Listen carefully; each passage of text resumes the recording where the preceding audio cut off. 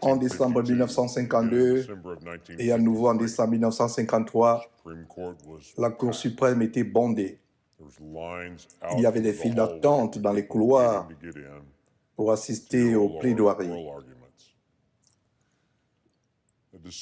En décembre, la Cour entendit les arguments sur la légalité de la ségrégation présentés par Thurgood Marshall, représentant la famille Brown de Topeka au Kansas. 56 ans avant l'affaire Brown contre le conseil scolaire, la ségrégation était protégée par la Cour suprême dans l'affaire Plessy contre Ferguson. Elle a statué que les installations séparées mais égales étaient constitutionnelles, consacrant ainsi le déshonneur national de la ségrégation en Amérique. Une décision absolument terrible de la Cour suprême qui a hanté notre nation pendant des décennies. Et il a fallu 56 ans avant que la Cour suprême ne corrige ses erreurs. Aujourd'hui, plus d'un siècle après la décision de Plessy contre Ferguson, la nation célèbre toujours la Cour qui a décidé de l'affaire Brown contre le Conseil de l'éducation.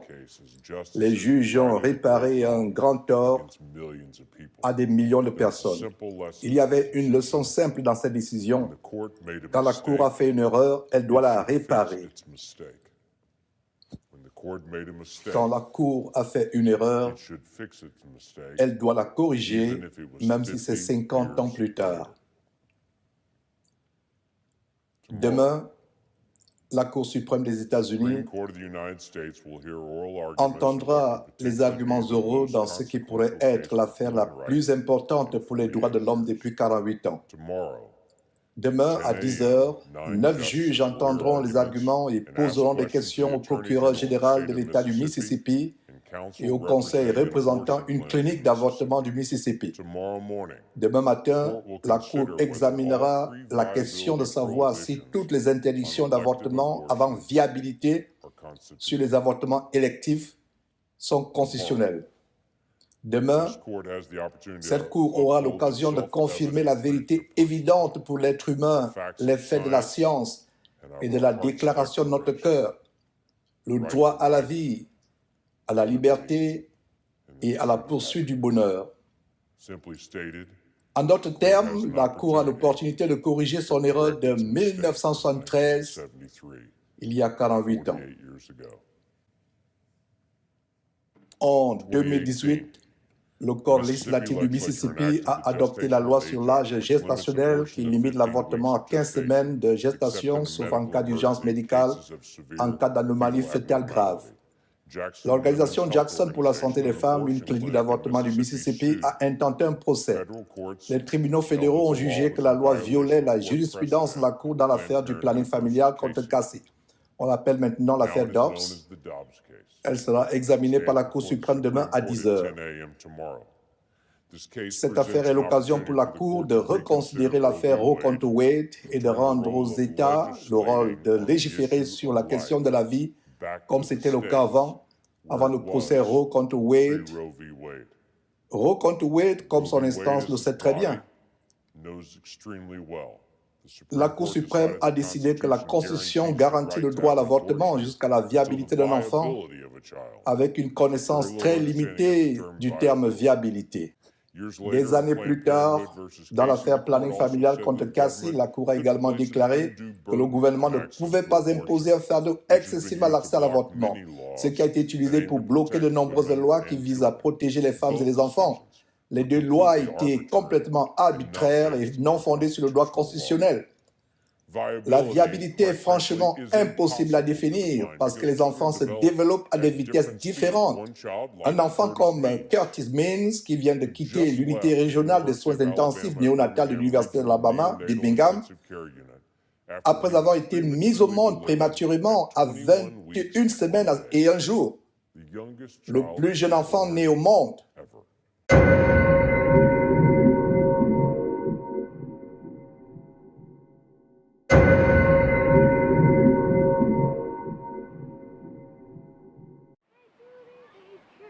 Ce garçon de l'Alabama ne pesait que 420 grammes à la naissance lorsqu'il est né à 21 semaines et un jour.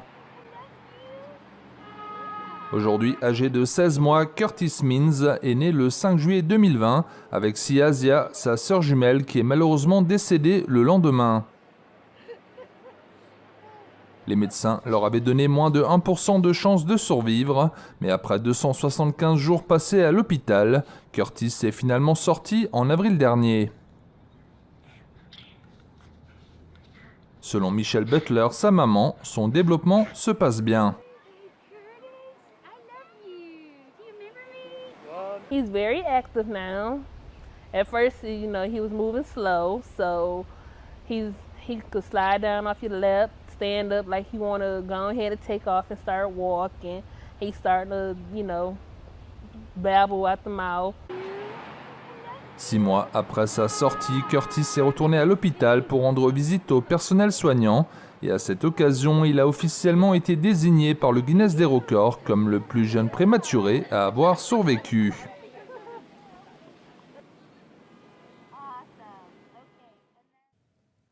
La viabilité a été complètement inventée par le tribunal en 1973 en tant que norme et il est impossible de la suivre réellement.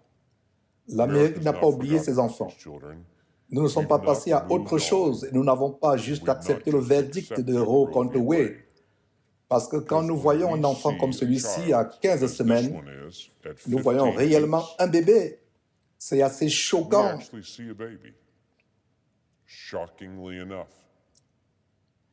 Il y a 48 ans, la Cour suprême a peut-être décidé qu'une femme avait le droit d'avorter. Mais nous n'avons jamais perdu la notion d'humanité.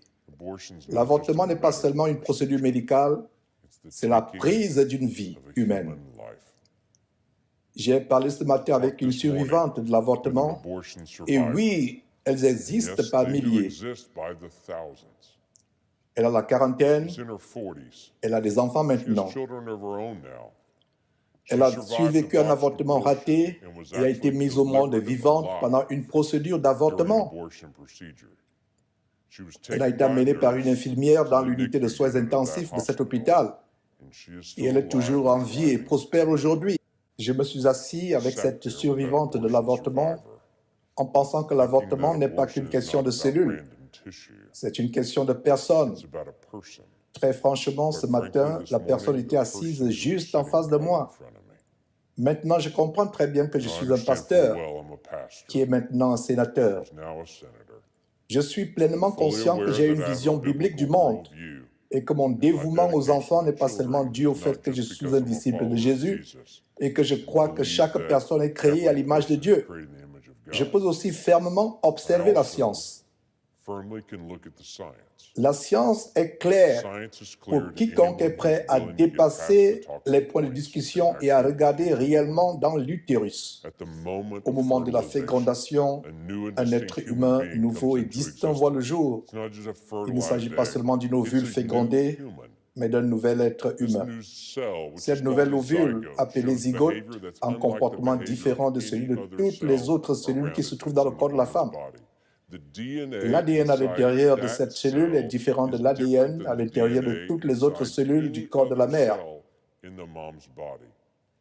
Cette cellule a tout ce dont elle a besoin pour devenir un être humain pleinement développé. Tout le monde qui m'écoute en ce moment, tout le monde était autrefois un zygote unicellulaire, complètement dépendant de sa mère pour sa nutrition. C'est pourquoi nous encourageons les mamans à manger de bons aliments, à prendre des vitamines prénatales, à arrêter de fumer toutes ces choses, parce que nous voulons protéger le développement de l'enfant. Pourquoi? Parce que nous reconnaissons tous que c'est un enfant et que ce qu'une mère fait maintenant affectera l'avenir de cet enfant. Au fur et à mesure qu'un bébé grandit dans le ventre de sa mère, il continue à se développer. À 15 semaines, comme ce bébé, et c'est ce dont parle la loi du Mississippi, c'est un bébé qui ressemble à ça.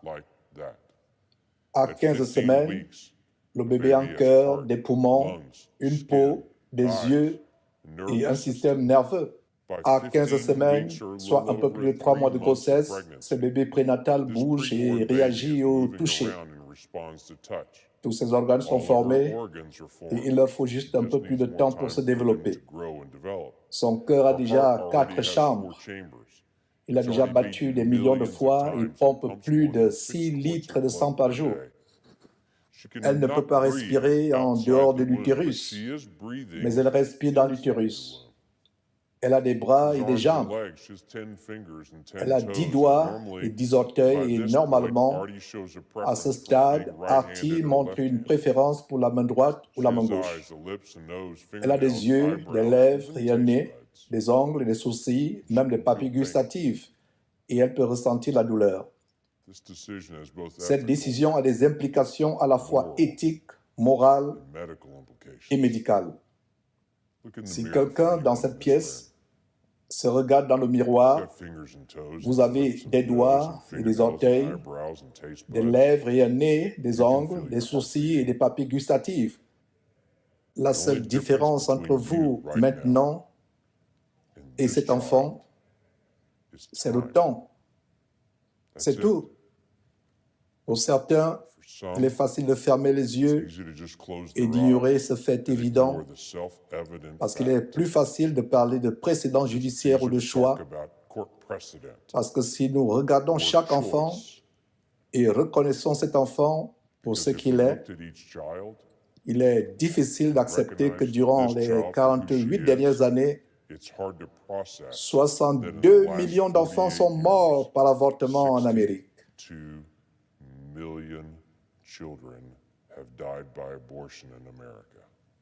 Et pour certains, ils ne peuvent pas se permettre de reconnaître ce qui est évident, parce que ce serait trop douloureux de penser aux 62 millions d'enfants.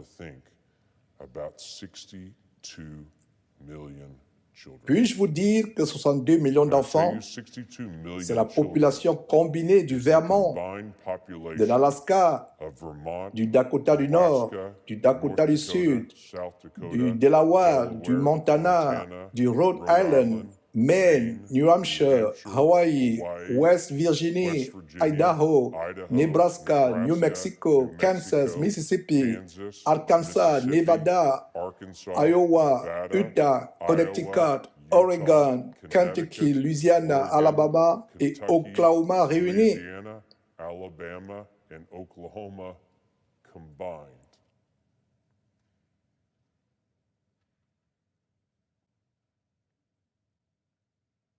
La décision de justice qui a conduit à la mort de 62 millions d'enfants est un précédent judiciaire qui doit être aboli. Avant 1973, chaque État avait ses propres lois sur l'avortement. C'est ce qui se produira à nouveau. Si la Cour annule le jugement Roe contre Wade, nous aurons un arsenal de lois sur l'avortement, comme c'est le cas actuellement pour les homicides. Dans certains États comme le mien, si une mère enceinte et son enfant sont tués, l'auteur du crime est accusé de 2 meurtres, un pour la mère, un pour l'enfant. Dans d'autres États, l'auteur ne sera accusé que d'un seul meurtre, car cet État ne reconnaît pas du tout l'existence de l'enfant. Je pense que c'est absurde, mais c'est la loi d'un État et elle change d'un État à l'autre. Les gens peuvent parler aux législateurs de leur propre État pour changer cette loi dans leur État et pour reconnaître la valeur de chaque enfant, même l'enfant dans l'utérus. Mais tant qu'ils ne le font pas, cet enfant n'est pas une entité dans certains États. Ce genre de différence dans les lois sur l'homicide est déjà autorisé par la Cour suprême. Cette Cour devrait donner ce même droit à chaque État pour chaque enfant à naître, pas seulement pour certains. La loi débattue demain à la Cour suprême reflète la volonté du peuple du Mississippi, tout comme de nombreuses lois pro-vie en Oklahoma et dans notre législation qui ont reflété la volonté du peuple d'Oklahoma. La norme arbitraire et dépassée de viabilité établie par la Cour rend plus difficile pour les États de protéger les femmes des risques physiques qui accompagnent les avortements tardifs, rend difficile de permettre aux États de protéger les bébés nés au cours du deuxième trimestre qui peuvent ressentir de la douleur. Le centre de viabilité empêche les États d'interdire l'avortement par démembrement. Le centre de viabilité dissuade les États de protéger les enfants atteints du syndrome de Down, souffrant de troubles du développement, et les enfants sont avortés simplement parce qu'ils sont de sexe masculin ou féminin. Il empêche également les États de protéger la vie de leurs propres citoyens à n'importe quel stade du développement. Je ne comprends pas comment les nourrissons sont devenus une question politique. Je ne le comprends vraiment pas.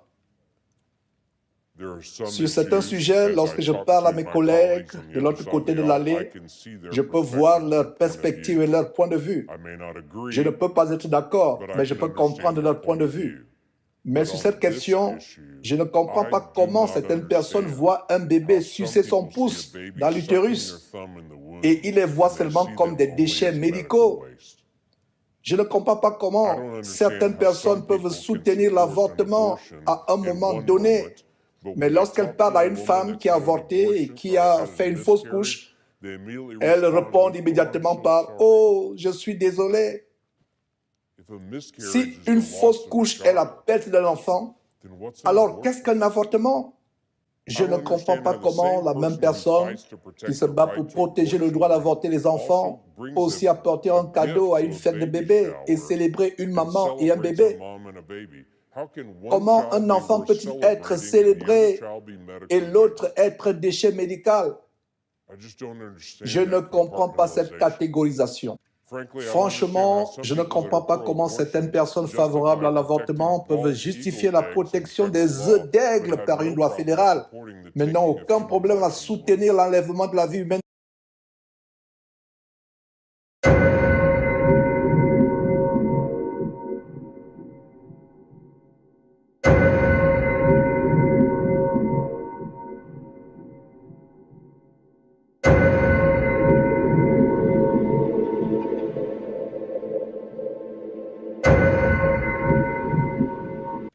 Franchement, je ne comprends pas comment certaines personnes favorables à l'avortement peuvent justifier la protection des œufs d'aigle par une loi fédérale, mais n'ont aucun problème à soutenir l'enlèvement de la vie humaine dans l'utérus. Les enfants ne sont pas des déchets médicaux. Les enfants sont beaux, innocents, inestimables. Certaines personnes pro-avortement traitent les personnes pro-vie de noms horribles et disent qu'elles essaient de limiter le choix et la liberté d'une femme, alors que les pro-avortement travaillent pour protéger son droit, dans le droit de la femme, d'avoir son propre bébé, de faire littéralement arracher les bras et les jambes dans l'utérus, afin que l'enfant se vide de son sang dans l'utérus et que chaque partie du corps soit aspirée séparément. Je ne considère pas cela comme de la liberté. Je considère cela comme cruel et inhumain. Ils disent que c'est le choix d'une femme. Mais quand l'enfant a-t-il le droit de choisir? Certaines personnes dans notre nation célèbrent la mort d'enfants comme si c'était un pouvoir glorieux pour une femme de pouvoir choisir quel bébé va vivre ou mourir en fonction de sa décision. Je ne pense pas que ce soit une émancipation. Je pense que c'est barbare. Mère Teresa a déclaré « C'est une pauvreté de décider qu'un enfant doit mourir pour que vous puissiez vivre comme vous le souhaitez. »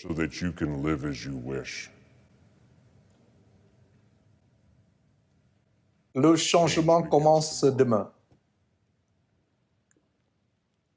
Demain, la Cour aura l'opportunité de maintenir notre Constitution, d'éradiquer le précédent oppressif et mortel et de remettre notre discussion sur la vie aux législateurs de chaque État. Maintenant, il est temps pour cette Cour de renverser Roe contre Wade. Notre nation s'enorgueillit des droits de l'homme et des libertés individuelles. Mais nous avons cette énorme et flagrante exception. Nous nions l'évidence de l'existence d'un enfant jusqu'à ce qu'il soit né. Nous ignorons l'existence d'un enfant jusqu'à ce que ce soit convenable. Je crois vraiment que dans les décennies à venir, notre nation va rattraper son retard et nous regarderons ces années avec tristesse. Nous serons choqués par le fait que lorsque nous avons vu un test de grossesse positif, nous n'avons pas compris que cela signifiait positif, non pas pour les tissus, mais positif pour un bébé. J'attends avec impatience le jour où les États-Unis seront un symbole de justice pour chaque enfant, et pas seulement pour quelques-uns. Quand nous serons une nation qui protège les faibles et pas seulement une nation qui défend les forts. Quand nous serons à la tête du monde pour protéger les innocents et parler pour ceux qui ne peuvent pas parler pour eux-mêmes. Quand l'Amérique sera une lueur d'espoir pour chaque enfant. Les propriétaires d'esclaves du Sud en 1830 ont refusé l'humanité à leurs esclaves.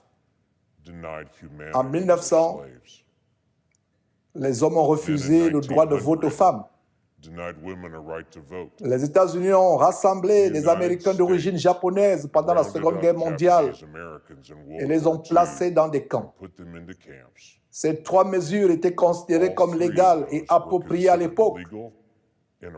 Toutes 3 ont été combattues avec ténacité lorsqu'elles ont été modifiées.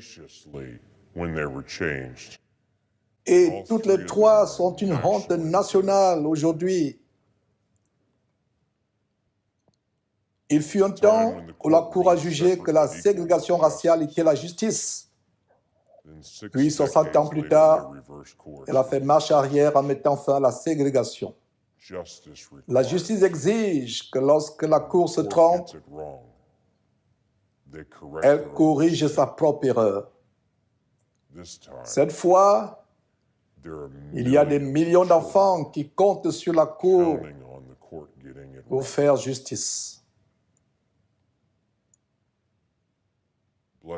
Bénis soient ceux qui ont de la considération pour les faibles.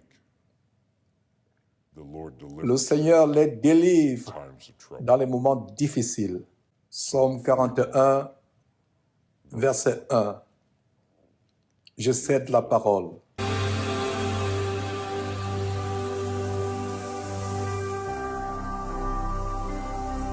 Jésus-Christ TV, vous connaîtrez la vérité et la vérité